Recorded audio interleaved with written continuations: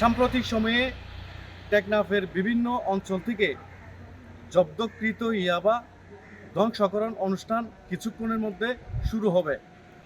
দর্শক, অবস্থান করছি বাংলাদেশের শেষ সীমান্ত টেকনাফ উপজেলার বাংলাদেশ কোস্টগার্ড পূর্ব জোন স্টেশনে।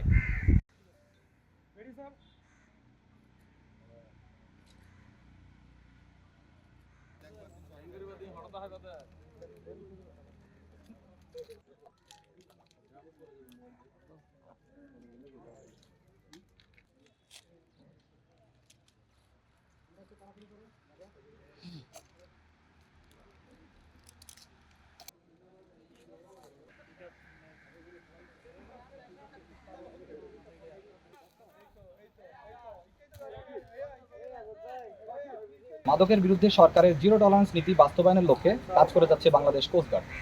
এরই ধারাবাহিকতায় গত 27 ফেব্রুয়ারি 2025 তারিখ হতে 16 এপ্রিল 2025 তারিখ পর্যন্ত কোস্টগার্ড পূর্ব জোন অধীনস্থ বিসিবি স্টেশন, কক্সবাজার, কুতুবদিয়া, টেকনাফ, সেন্ট মার্টিন ও আউটপোস্ট শাহপরী কর্তৃক সমুদ্র উপকূল হতে কোস্টগার্ডের একক এবং র্যাবের সাথে মোট 12টি যৌথ মাদক বিরোধী অভিযানে মোট 45,50,47,000 টাকা মূল্যের 9,06,400 পিস ইয়াবা ও 60 কেজি 400 গ্রাম গাঁজা জব্দ করা হয়।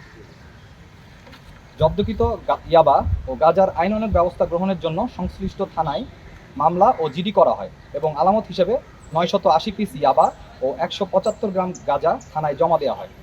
পরবর্তীতে চিফ জুডিশিয়াল ম্যাজিস্ট্রেট কক্সবাজার স্মারক নং 436/25 তারিখ 30 এপ্রিল 2025 মোতাবেক বিসিসি স্টেশন টেকনাফে রক্ষিত 9,05,490 পিস ইয়াবা ও 60 কেজি 225 গ্রাম গাঁজা ধ্বংসের নির্দেশনা প্রদান করে।